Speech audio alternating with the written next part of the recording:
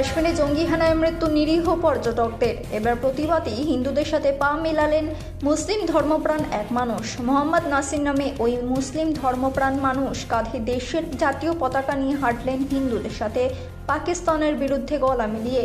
দুর্গাপুরের পানাগড় রাম জন্মভূমি মহোৎসব কমিটির উদ্যোগে পানাগড়ে একটি র্যালি বের করা হয়েছিল, আর সেই র্যালিতেই হাঁটলেন মোহাম্মদ নাসির। যে দেশে শান্তি শৃঙ্খলতা আছে সেটা বজায় থাকুক। কোনো পাকিস্তানির লেগে আমার দেশে কোনো যেন দুর্ঘটনা না হয়, আর পাকিস্তানিকে যুদ্ধ করে মারা উচিত। এইগুলো পাকিস্তানি মানুষ নয়, ওইগুলো জিহাদি মানুষ। মঙ্গলবার দুর্গাপুর স্টেশন বাজার সংলগ্ন এএসপি মোড়ের কাছে পাকিস্তানের জাতীয় পতাকা পোড়ানো হলো। 26টি পাকিস্তানের জাতীয় পতাকা একযোগে পোড়ানো হলো এই দিন। বিশ্ব হিন্দু সুরক্ষা মঞ্চের উদ্যোগে এই দিন রাস্তার মধ্যে পাকিস্তানের জাতীয় পতাকা সাটিয়ে দেওয়া হয়, যাতে রাজ্য সড়কের এই রাস্তা দিয়ে প্রতিটি যানবাহন পাকিস্তানের জাতীয় পতাকার উপর দিয়ে গিয়ে প্রতিবাদে সামিল হতে পারে।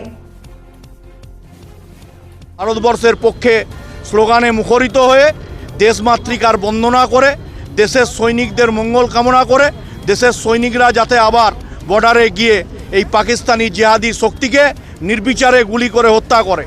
এবং ভারতবর্ষের প্রধানমন্ত্রীর কাছে আমরা আবেদন নেওয়ার জন্য এসেছি, আবেদন রাখার জন্য এসেছি, অবিলম্বে আমরা চাই ডাইরেক্ট অ্যাকশন হোক। অনেক কথাবার্তা হয়েছে, এবার একদম সরাসরি পাকিস্তানের বিরুদ্ধে যুদ্ধ ঘোষণা করা হোক। দুর্গাপুর আদালতের বিশিষ্ট আইনজীবী দেবব্রত সাইয়ের নেতৃত্বে দুর্গাপুর আদালত চত্বরে প্রতিবাদনামা হয়। কাশ্মীরের জঙ্গি হানায় নিরীহ পর্যটকদের নৃশংস হত্যাকাণ্ডের ঘটনায় কেন্দ্রীয় সরকারের কাছে দৃষ্টান্তমূলক শাস্তির দাবি জানানো হয়। এই ঘটনা গোটা ভারতবর্ষকে নাড়িয়ে দিয়েছে। আমরা আইনজীবীরা এর থেকে আলাদা থাকতে পারি না। কালকের ঘটনায় যে নক্কারজনক ঘটনা উগ্রপন্থীরা ঘটিয়েছে, আমরা অত্যন্ত মর্মাহত।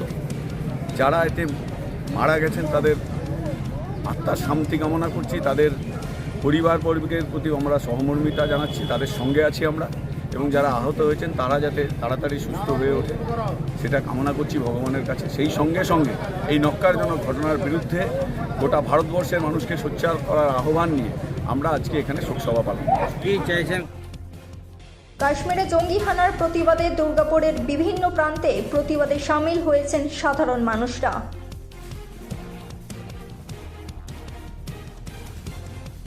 দুর্গাপুর থেকে অনুরাধা সেনগুপ্তের রিপোর্ট, খাঁটি খবর।